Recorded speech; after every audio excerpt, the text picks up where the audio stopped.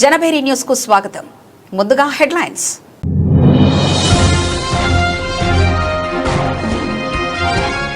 Iran America దేశాలు కాల్పుల విరమణకు అంగీకరించడంపై Donald Trump స్పందన. ప్రపంచ శాంతికి ఇది గొప్ప రోజని వ్యాఖ్య.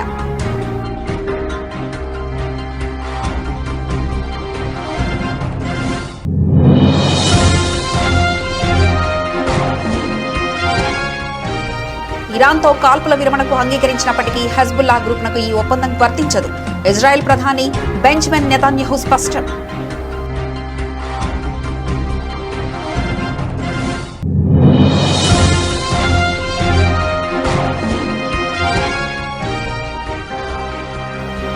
ఓటర్లలో చైతన్యం కోసం కేరళం ఎన్నికల అధికారి డాన్స్ వీడియో ప్రస్తుతం సోషల్ మీడియాలో వైరల్.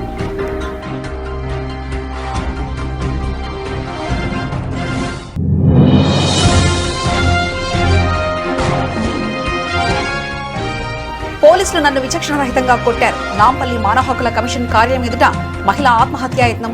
ఘటనతో అప్డేట్.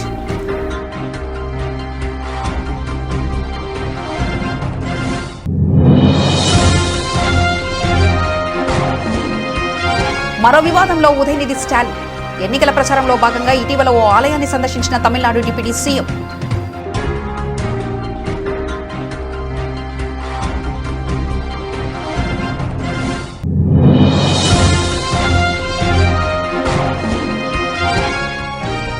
తాడేపల్లిగూడెం నియోజకవర్గ వైసీపీ క్యాడర్తో వైఎస్ జగన్ భేటీ. తాజా రాజకీయ పరిణామాలు, నియోజకవర్గ సమస్యలపై చర్చించిన జగన్.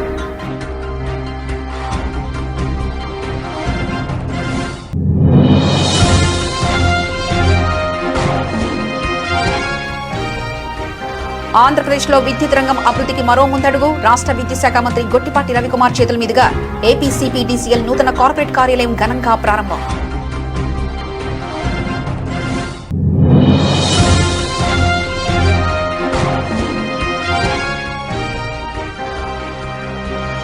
మీ డాష్ కామెంట్కు నేను ర్యాష్ కామెంట్ చేయబోను.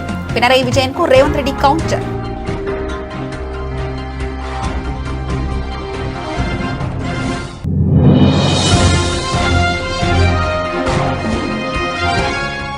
సంపద సృష్టిస్తానని చెప్పి అధికారంలోకి వచ్చిన చంద్రబాబు 23 నెలల్లో చేసిన అక్షరాల 3.52 లక్షల కోట్ల అప్పు.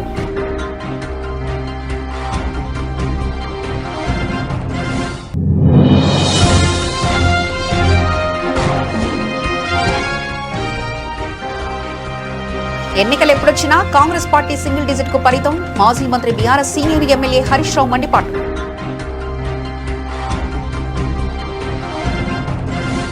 ఇరాన్ అమెరికా దేశాలు 2 వారాల పాటు కాల్పుల విరమణకు అంగీకరించడంపై అమెరికా అధ్యక్షుడు డొనాల్డ్ ట్రంప్ మరోసారి స్పందించారు. ప్రపంచ శాంతికి ఇది గొప్ప రోజని వ్యాఖ్యానించారు. పశ్చిమాసియాలో ఇది సువర్ణ అధ్యాయం కాబోతుందని పేర్కొన్నారు. ఇరాన్కు ఇక చాలు అనిపించిందని యుద్ధాన్ని ఉద్దేశించి అన్నారు. తెహరాన్ పునర్నిర్మాణాన్ని ప్రారంభించుకోవచ్చని సూచించారు. ప్రపంచ దేశాలు యుద్ధం ఆగిపోవాలని కోరుకుంటున్నాయని ట్రంప్ పేర్కొన్నారు. హార్ముజ్ జలసంధిని పునరుద్ధరించేందుకు అమెరికా సహాయం చేస్తుందని హామీ ఇచ్చారు. ఈ జలసంధి మీదుగా అంతా సజావుగా సాగేందుకు అమెరికా బలాలు అక్కడ ఉంటాయని స్పష్టం చేశారు. సానుకూల చర్యలు చేపట్టి వాణిజ్యపరంగా ముందడుగు వేయడానికి ఇది గొప్ప అవకాశమని పేర్కొన్నారు. అన్ని సవ్యంగా జరగడానికి అమెరికా తప్పకుండా మద్దతిస్తుందని హామీ ఇచ్చారు. అమెరికా మాదిరి ఇరాన్కు కూడా మంచి రోజులు రానున్నాయని అన్నారు. యుద్ధానికి తాత్కాలిక విరామం ప్రకటించిన వెంటనే కూడా ట్రంప్ ఓ పోస్టు పెట్టారు. తమ సైనిక లక్ష్యాలు నెరవేరాయని, ఇరాన్తో దీర్ఘకాలిక శాంతి కోసం ఇది ఒక ముందడుగు అని పేర్కొన్నారు. యుద్ధ విరమణలో చైనా పాత్రపై ట్రంప్ ఏమన్నారంటే, ఇరాన్ అమెరికా కాల్పు విరమణంలో చైనా పాత్ర ఉన్నట్లుగా తెలుస్తుంది. ఇరాన్ కాల్పుల విరమణపై చర్చలకు ఒప్పించడంలో చైనా ప్రమేయం ఉందా అని మీడియా ప్రతినిధులు ట్రంప్ను ప్రశ్నించారు. దానికైనా అది నేను కూడా విన్నానని, అందులో వాస్తవం ఉందని అనుకుంటున్నానని సమాధానమిచ్చారు. ఇరాన్తో కాల్పుల విరమణకు అంగీకరించినప్పటికీ లెబనాన్లోని హెజ్బుల్లా గ్రూప్నకు ఈ ఒప్పందం వర్తించదని ఇజ్రాయెల్ ప్రధాని బెంజమిన్ నెతన్యాహు స్పష్టం చేశారు.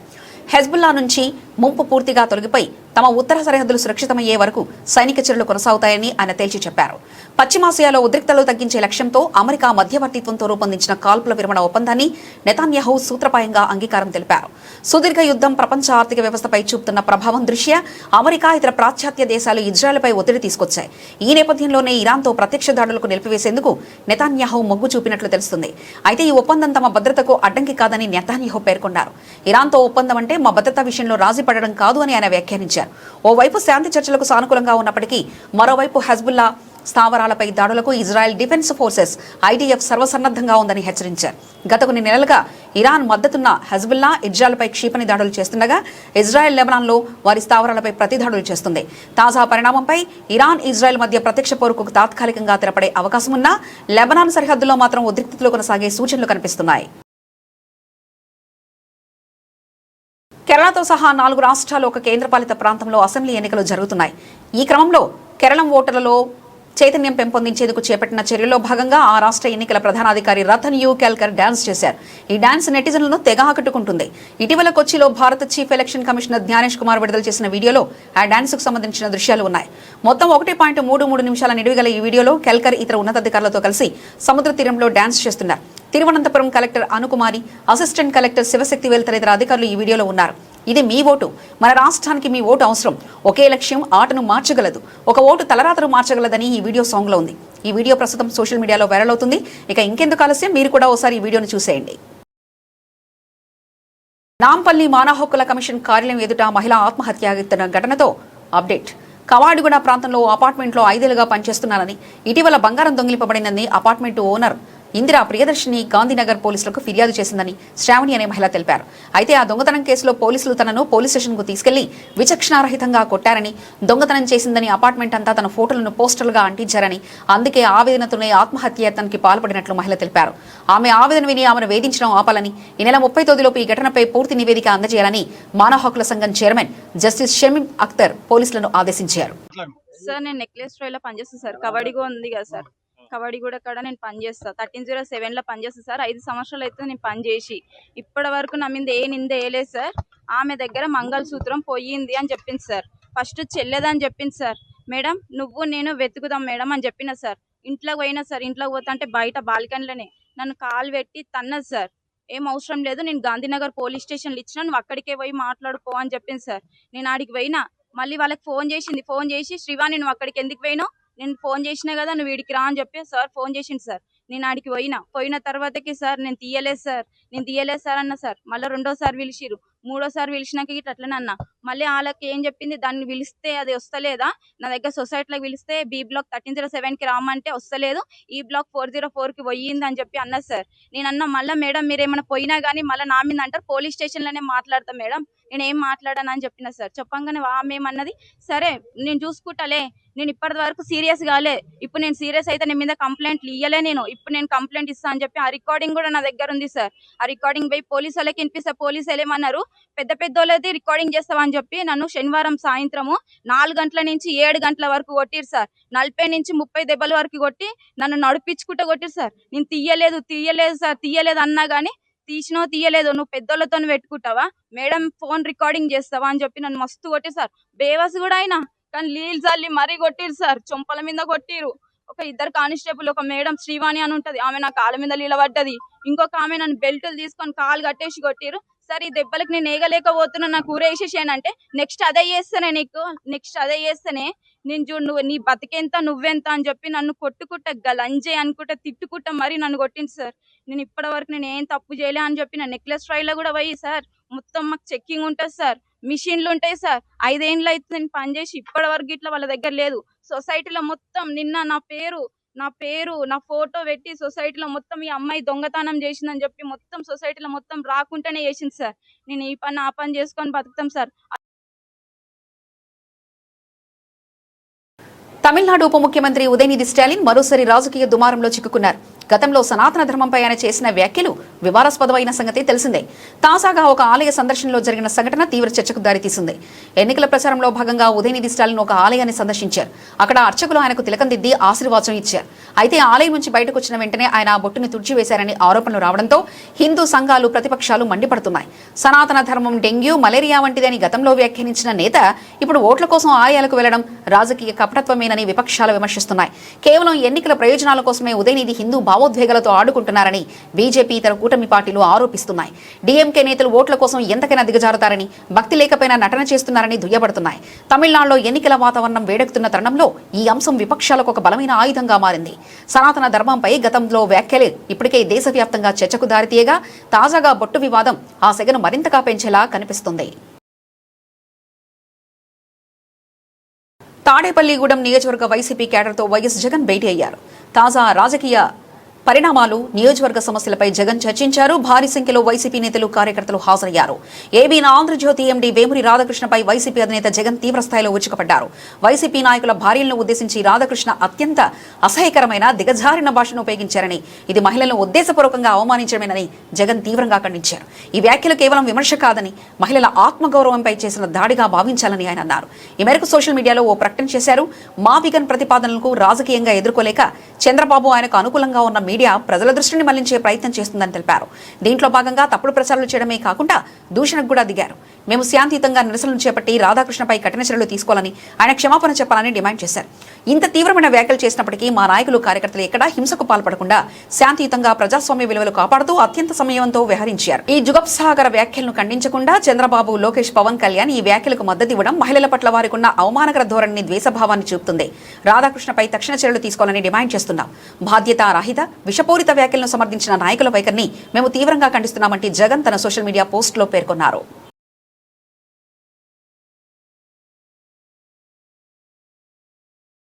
ఆంధ్రప్రదేశ్లో విద్యుత్ రంగం అభివృద్ధికి మరో ముందడుగు పడింది. రాష్ట్ర విద్యుత్ శాఖ మంత్రి గొట్టిపాటి రవికుమార్ చేతుల మీదుగా ఏపీసీపీడీసీఎల్ నూతన కార్పొరేట్ కార్యాలయం ఘనంగా ప్రారంభమైంది. సుమారు 30 కోట్ల వ్యయంతో నిర్మించబడిన ఈ ఆధునిక కార్యాలయం విద్యుత్ పంపిణీ వ్యవస్థను మరింత సమర్థవంతంగా నిర్వహించేందుకు తోడ్పడనుంది. ఈ సందర్భంగా మంత్రి మాట్లాడుతూ, ముఖ్యమంత్రి ఆశయ సాధన దిశగా విద్యుత్ శాఖ ఉద్యోగులు కృషి చేయడం అభినందనీయమని తెలిపారు. ఉద్యోగుల నిరంతర శ్రమ వల్లే విద్యుత్ శాఖకు మంచి పేరు వచ్చిందని ఆయన పేర్కొన్నారు. ముఖ్యంగా ప్రకృతి విపత్తులు, వరదల సమయంలో రాత్రి పగలు తేడా లేకుండా పనిచేసిన సిబ్బంది సేవలు మరలేవని ఆయన కొనియాడారు. పీఎం సూర్యఘర్ మరియు కుసుమ్ వంటి కేంద్ర ప్రభుత్వ పథకాల అమల్లో కూడా విద్యుత్ ఉద్యోగుల పాత్ర ఎంతో కీలకమని మంత్రి స్పష్టం చేశారు. ఈ పథకాల ద్వారా పునరుత్పాదక విద్యుత్ వినియోగం పెరుగుతుందని తెలిపారు. ప్రస్తుత కూటమి ప్రభుత్వం అధికారంలోకి వచ్చిన తర్వాత ప్రజలకు విద్యుత్ ఛార్జీలు పెంచకుండా నిరంతరాయంగా విద్యుత్ సరఫరా అందిస్తున్నామని మంత్రి తెలిపారు. గతంలో మనం 3 ప్రాంతాల నుంచి పనిచేస్తూ ఉండేవాళ్ళని, విద్యుత్ సేవలు అందిస్తూ ఉండేవాళ్ళని. ఇవాళ మంచి బిల్డింగ్, కార్పొరేట్ ఆఫీసు దాదాపు 35 నుంచి 40 కోట్ల రూపాయలతోటి 65,000 స్క్వేర్ ఫీట్ తోటి ఇక్కడ నిర్మించడం జరిగింది. అందరు విద్యుత్ శాఖ అధికారులు అందరూ కూడా మరొకసారి శుభాకాంక్షలు తెలియజేసుకుంటూ, మీ అందరూ తెలియదు కాదు, 2 సంవత్సరాల 2 నెలలు అయింది. మీ అందరూ కష్టపడి పని చేయబట్టి ఇవాళ విద్యుత్ శాఖకి ఇంత మంచి పేరు వచ్చింది. ఎన్నో కార్యక్రమాలు తీసుకున్నాం. ఇవాళ మనం ఎక్కడ కూడా ముఖ్యమంత్రి గారి ఆదేశాల మేరకు ఎక్కడ కూడా పవర్ డిస్టర్బెన్స్ ఉండకూడదు, క్వాలిటీ పవర్ ఇవ్వాలి, పవర్ బిల్లులు పెంచకూడదు. ఈ ఉద్దేశంతో మనం ఇవాళ కార్యక్రమం పనులు చేస్తా ఉన్నాం. అదే కాకుండా సూర్యగారు లాంటి కేంద్ర ప్రభుత్వ, రాష్ట్ర ప్రభుత్వాలు తీసుకున్న కార్యక్రమాన్ని సమర్థవంతంగా మన అధికారులు అందరూ కూడా కింద పనిచేస్తూ ఉన్నారు. చాలా పెద్ద ఎత్తున పనిచేస్తున్నారు. ఇంకా చేయాల్సిన అవసరం కూడా ఉంది ముఖ్యమంత్రి గారు ఇచ్చిన టార్గెట్ ప్రకారం. అదేవిధంగా పగలపూట పవర్ రైతులకు ఇవ్వడం కోసం పీఎం కుసుమ్ కేంద్ర ప్రభుత్వం, రాష్ట్ర ప్రభుత్వం కలిసి అవి కూడా టెండర్లు అయిపోయి తొందరలోనే పనిచేస్తాం. అదేవిధంగా సబ్స్టేషన్స్ నిర్మాణం జరుగుతుంది. ఇందాక విజయానంద్ గారు చెప్పినట్టు చరిత్రలో ఎప్పుడు లేనట్టు ఇవాళ మనం పవర్ జనరేషన్ కూడా రికార్డ్ స్థాయిలో జనరేట్ చేయడం జరిగింది.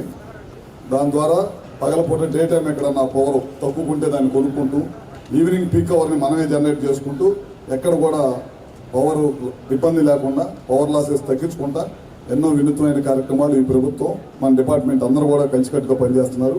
ముఖ్యమంత్రి గారి ఆదేశాలు ఏంటంటే, ఎట్టి పరిస్థితుల్లో మనం కరెంట్ బిల్లు పెంచకూడదు, పవర్ డిస్టర్బెన్సెస్ ఉండకూడదు, లో వోల్టేజ్ సమస్య ఉండకూడదు. ఇంకా ఆధునిక పద్ధతులు అన్నీ కూడా మనం తీసుకొని ఇంకా పవర్. తెలంగాణ, కేరళం రాష్ట్రాల మధ్య అభివృద్ధిపై మొదలైన మాటల యుద్ధం మరింతగా ముదిరింది. కేరళ ముఖ్యమంత్రి పినరయి విజయ్ చేసిన వ్యాఖ్యలకు తెలంగాణ సీఎం రేవంత్ రెడ్డి ఘాటైన పదజాలంతో, స్పష్టమైన గణాంకాలతో బదులిస్తూ ఓ బహిరంగ లేఖ రాశారు. తాను గౌరవప్రదమంగా విమర్శలు చేసినప్పటికీ విజయన్ మాత్రం అమర్యాదకరమైన భాషను ఉపయోగించారని రేవంత్ ఆక్షేపించారు. మీ డాష్ కామెంట్కు నేను ర్యాష్ కామెంట్ చేయబోను అంటూ చురకంటించిన ఆయన, మీరు మా రాష్ట్రానికి వచ్చినప్పుడు అతిథిగా ఇవ్వాల్సిన పూర్తి గౌరవం ఇస్తానని హామీ ఇచ్చారు. ఈ మేరకు ఇదే నా చివరి స్పందన అంటూ రేవంత్ రెడ్డి తన లేఖను ఎక్స్లో పంచుకున్నారు. తెలంగాణ ప్రస్తుత పనితీరుపై తీర్పు ఇవ్వడానికి పినరయి విజయన్ 2023-24 నాటి నీతి ఆయోగ్ సుస్థిర అభివృద్ధి లక్ష్యాల సూచీని ఉటంకించడంపై రేవంత్ తీవ్ర అభ్యంతరం వ్యక్తం చేశారు. ఆ సూచీ 10 ఏళ్ల బీఆర్ఎస్ బీజేపీ పాలన చివరి రోజులను ప్రతిబింబిస్తుందని, 28 నెలల క్రితం 2023 డిసెంబర్లో ఆ పాలన ముగిస్తుందని గుర్తు చేశారు. తమ ప్రభుత్వ పనితీరును కొత్త గణాంకాలతో అంచనా వేయాలని ఆయన సవాల్ విసిరారు. 2024-25 ఆర్థిక సంవత్సరంలో తెలంగాణ జీఎస్డీపీ 16.12 లక్షల కోట్లకు చేరిందని తెలిపారు. జాతీయ సగటు 9.9% ఉండగా తెలంగాణ అభివృద్ధి రేటు 10.1%గా నమోదైందని ఆర్బీఐ స్టాటిస్టిక్స్ 2024-25 నివేదికల ప్రకారం రాష్ట్ర తలసరి ఆదాయం 3.87 లక్షలకు పెరిగిందని తెలిపారు. ఈ విషయంలో కర్ణాటక, తమిళనాడు, మహారాష్ట్ర చివరకు కేరళం కూడా అధిగించి దేశంలోనే తెలంగాణ అగ్రస్థానంలో నిలిచిందని రేవంత్ రెడ్డి తన లేఖలో స్పష్టంగా వివరించారు. కేరళం సాధించిన విజయాలు కొన్ని దశాబ్దాల కృషి ఫలితమని అంగీకరిస్తూనే ప్రత్యేకంగా విజయన్ హయాంలో ఏం జరిగిందో ఒకటి ప్రజలకు వివరించాలని హితవు పలికారు. Healthcare, Panchayat Raj Vyavastha is very good in Kerala. We have visited. We wanted to take role model Kerala for all these developments. But this is not success story of Pinarayi Vijayan. This is success story of Karnakaran and Omen Chandi ji. It's a continuous process. So wherever Kerala has performed in a better way, we have appreciated. Wherever the failures of Pinarayi Vijayan, I have told same thing. Today my point is that his term is over. 120 months he has ruled this state. Now he has failed. He has to take exit. So my point is, it is very simple. Whatever his failures are there, 2/3 majority we are going to get, and we are going to form the government. We will perform like Omen Chandi. Yes, it is like Telangana. Though we will improve infrastructure, and we will get investment. We will create employment and self-employment. That is how we wanted to address. Today, the Kerala youth are going to migrate Middle East countries or Gulf or any other places. Today I have seen old age people and kids are looking in Kerala. So this is very unfortunate. Who is highly educated, talented, skilled people, they are migrating to other places, which is not correct. They wanted to come back. They wanted to develop their state. UDF is ready to take up all these challenges. So that is why I have told Mr. Pinarayi Vijayan, I will organize a flight and ask them to come to Telangana and ask them to see my performance. I will organize everything. Ask them to travel, women leaders from communist, ask them to come to my state, and ask them to travel around the Telangana and nook and corner of Telangana. We are implementing our guarantees. We have given 67,000 plus government jobs in 1 year. So this is what my challenge. I have given loan waiver 20,617 crores, 25 lakh 35,000 farmers. I will give all the data. So my 200 units free power is 50 lakh people are getting. My 500 rupees cylinder is 50,000. So we have given 4,50,000 Indirama houses. Each beneficiary is getting 5 lakh rupees free of cost. So we have implemented many schemes. So ask them to send a team. I will show what is but my point is that the election is not going Kerala versus Telangana. The election is happening in Telangana, in Kerala, UDF versus LDF. He has to answer for that. This is not fight between Telangana and Kerala. This is fight between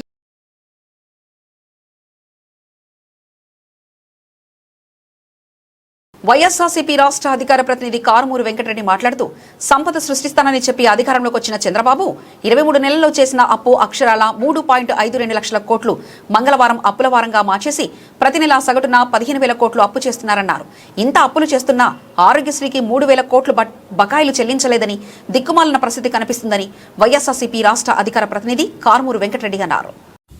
Chandrababu Naidu గారు అధికారంలోకి వచ్చే కంటే ముందు ప్రతిరోజు ఆయన చెప్పినటువంటి మాట, తమ్ముళ్ళు నేను సంపద సృష్టిస్తాను, ఆంధ్రప్రదేశ్ రాష్ట్రంలో నాకంటే సీనియర్ ఎవడూ లేడు, సంపద సృష్టిస్తాను తమ్ముళ్ళు అని చెప్పాడు.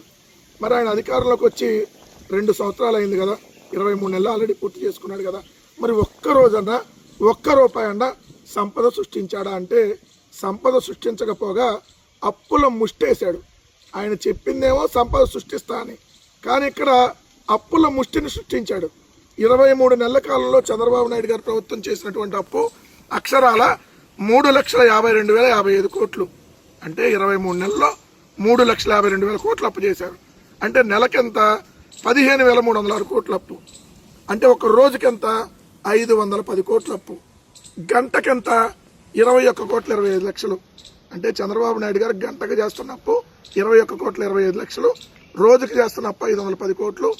మంగళవారం అప్పుల వారం చేసేసాడు. నెలకు 15,306 కోట్లు అప్పులు తీసుకొని వస్తూ ఉన్నారు. ఇప్పటి వరకు బడ్జెట్ లోపల చేసిన అప్పు 1,93,964 కోట్లు. బడ్జెట్ బయట కార్పొరేషన్ ద్వారా చేసినప్పు 1,10,704 కోట్లు.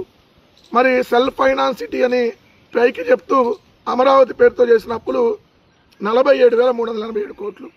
ఈ మొత్తం కలిపితే కేవలం 23 నెలల కాలంలో 3,52,055 కోట్లు అప్పు చేశాడు.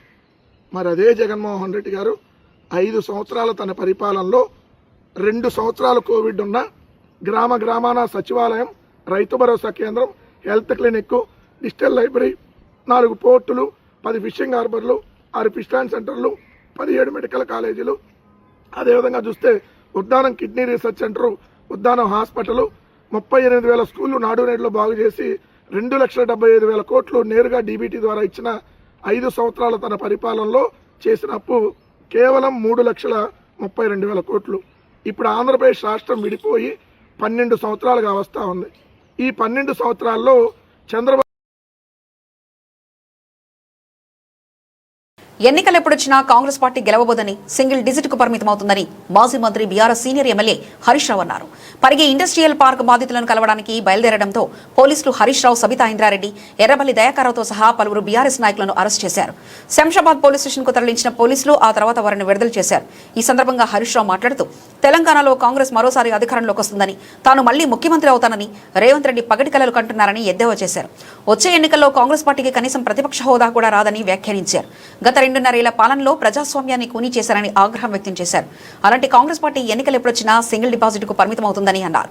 ప్రతిపక్షాలు ప్రశ్నించకూడదని, ఆందోళనలు, ధర్నాలు నిర్వహించరాదని కాంగ్రెస్ ప్రభుత్వం చెబుతోందని మండిపడ్డారు. ప్రశ్నిస్తే కేసులు, విచారణలు అంటున్నారని ఆవేదన వ్యక్తం చేశారు.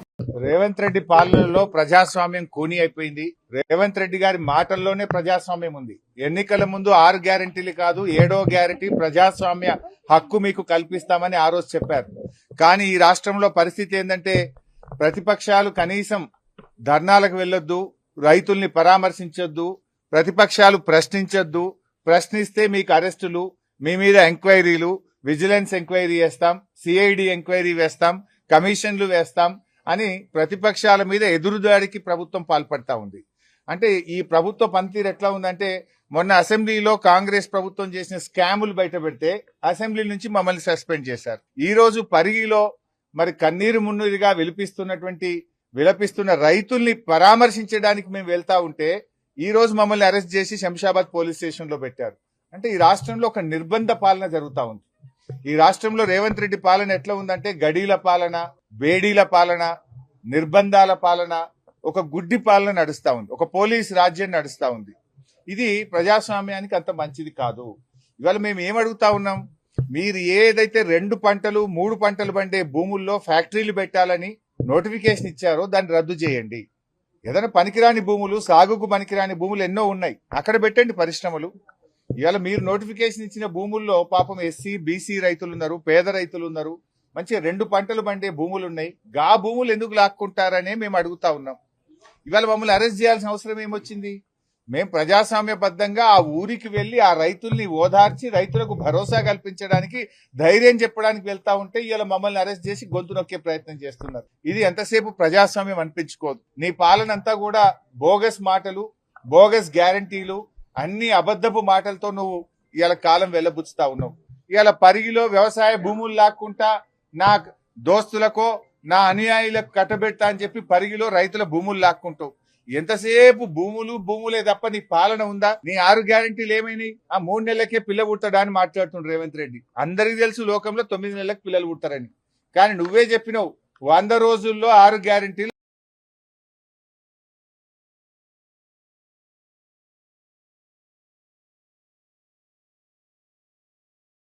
బంగారం, వెండి ధరలు భారీగా పెరిగాయి. పశ్చిమాసియాలో ఉద్రిక్తతలు తగ్గిపోవడం ఖరీదైన లోహాలపై ఒత్తిడిని తగ్గించింది. అమెరికా, ఇరాన్ దేశాలు 2 వారాల పాటు యుద్ధ విరమణకు అంగీకరించిన విషయం తెలిసిందే. దీంతో బంగారం, వెండి అనూహ్యంగా పుంజుకున్నాయి. 24 క్యారెట్ల 10 గ్రాముల బంగారం 3,650 రూపాయలు పెరగ్గా కిలో వెండి 10,000కు పైగా పెరిగింది. హైదరాబాద్ లో 24 క్యారెట్ల బంగారం నిన్నటితో పోలిస్తే 1,53,800కు, 22 క్యారెట్ల పసిడి 10 గ్రాములు 2,999కి పెరిగి 1,41,000కు చేరింది. కిలో వెండి 10,000 పెరిగి నిన్నటితో పోలిస్తే 2,65,00,000కు చేరుకుంది. దేశ రాజధాని ఢిల్లీలో 24 క్యారెట్ల పసిడి 1,53,970 వద్ద ఉండగా 22 క్యారెట్ల పసిడి 1,41,150 వద్ద కొనసాగుతున్నాయి. ఐకాన్ స్టార్ అల్లు అర్జున్ పుట్టినరోజు సందర్భంగా అభిమానులకు అదిరిపోయే గిఫ్ట్ అందింది. తమిళ స్టార్ డైరెక్టర్ అట్లీ దర్శకత్వంలో బన్నీ చేయబోతున్న bar pan India project AA22 title makers అధికారికంగా ప్రకటించారు. ఈ చిత్రానికి రాకా అనే పవర్ఫుల్ టైటిల్ ని ఖరారు చేస్తూ ఫస్ట్ లుక్ పోస్టర్ ను విడుదల చేశారు. విడుదలైన పోస్టర్ లో అల్లు అర్జున్ మునుపెన్నటి చూడని విభిన్నమైన అవతారంలో కనిపిస్తున్నారు. గుండుతో కళ్లకు కాటుక పెట్టుకుని ఒంటిపై వింత ఆకృలతో ఉన్న ఈ లుక్ చూస్తుంటే ఆయన ఏదో వేర్ బీస్ట్ జంతువుగా మారే మనిషి తరహా పాత్రలో నటిస్తున్నట్లు తెలుస్తుంది. జవాన్ వంటి సెన్సేషన్ హిట్ తర్వాత అట్లీ తెరకెక్కిస్తున్న ఈ చిత్రం కావడంతో దీనిపై భారీ అంచనాలున్నాయి. ఇందులో బాలీవుడ్ స్టార్ నటి దీపికా పదుకొనే హీరోయిన్ గా నటిస్తుండడం విశేషం. ఆమె ఈ చిత్రంలో ఒక వీరనారి పాత్రలో కనిపించనున్నట్లు సమాచారం. సన్ పిక్చర్స్ నిర్మిస్తున్న ఈ చిత్రం సుమారు 800 కోట్ల రూపాయల భారీ బడ్జెట్ తో అత్యాధునిక VFX హంగులతో రూపొందుతుంది. హాలీవుడ్ టెక్నీషియన్స్ కూడా ఈ ప్రాజెక్టు కోసం పనిచేస్తున్నారు. ఈ చిత్రాన్ని తెలుగు, హిందీ, తమిళంతో సహా 7 భాషల్లో 2027 వేసవిలో విడుదల చేసేందుకు చిత్ర బృందం ప్లాన్ చేస్తుంది. విజన్ బియాండ్ లిమిట్స్, హద్దుల్లేని ఊహ అనే ట్యాగ్లైన్స్ తో వస్తున్న ఈ సినిమా బాక్స్ ఆఫీస్ వద్ద సరికొత్త రికార్డును సృష్టించడం ఖాయమని అభిమానులు ఆశాభావం వ్యక్తం చేస్తున్నారు.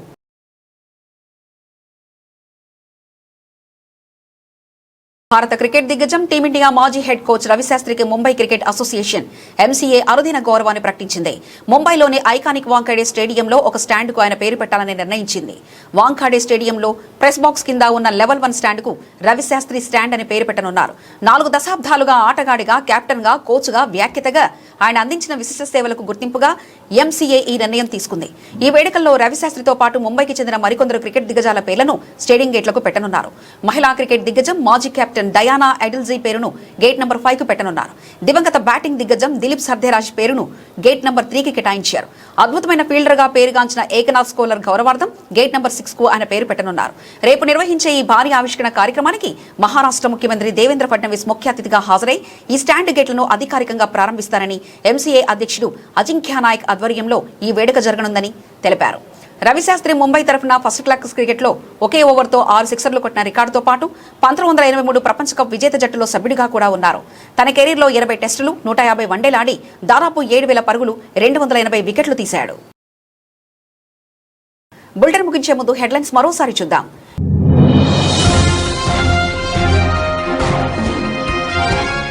ఇరాన్, అమెరికా దేశాలు కాల్పుల విరమణకు అంగీకరించడంపై డొనాల్డ్ ట్రంప్ స్పందన. ప్రపంచ శాంతికి ఇది గొప్ప రోజని వ్యాఖ్య.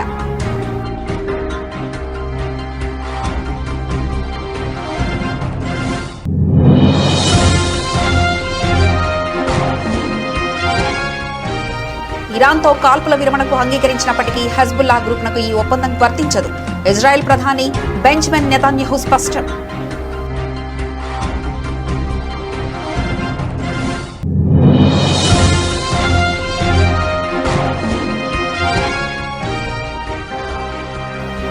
ఓటర్లలో చైతన్యం కోసం కేరళం ఎన్నికల అధికారి డాన్స్ వీడియో ప్రస్తుతం సోషల్ మీడియాలో వైరల్.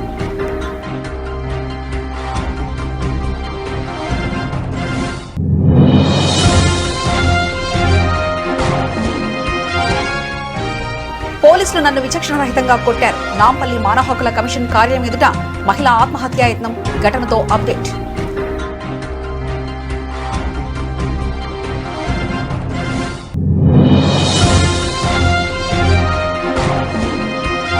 మరో వివాదంలో ఉదయనిధి స్టాలిన్. ఎన్నికల ప్రచారంలో భాగంగా ఇటీవల ఓ ఆలయాన్ని సందర్శించిన తమిళనాడు డిప్యూటీ సీఎం.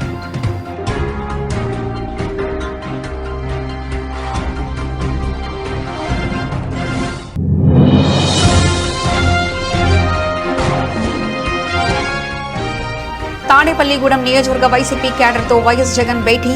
తాజా రాజకీయ పరిణామాలు, నియోజకవర్గ సమస్యలపై చర్చించిన జగన్.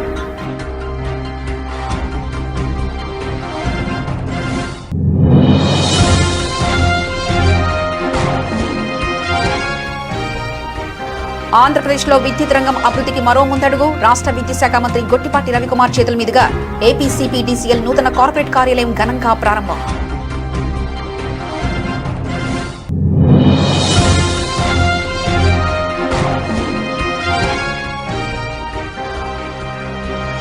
మీ డాష్ కామెంట్ కు నేను ర్యాష్ కామెంట్ చేయబోను.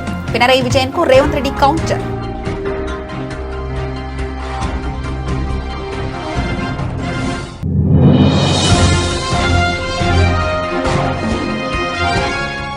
సంపద సృష్టిస్తానని చెప్పి అధికారంలోకి వచ్చిన చంద్రబాబు 23 నెలల్లో చేసిన అక్షరాల 3.52 లక్షల కోట్ల అప్పు.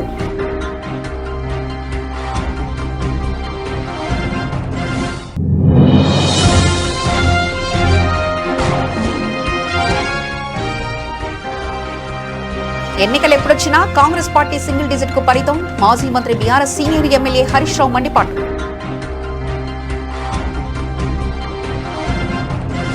ఇవి ఇప్పటివరకున్న అప్డేట్స్. మరో బులెటిన్లో మళ్ళీ కలుసుకుందాం. అంతవరకు సెలవు. నమస్కారం.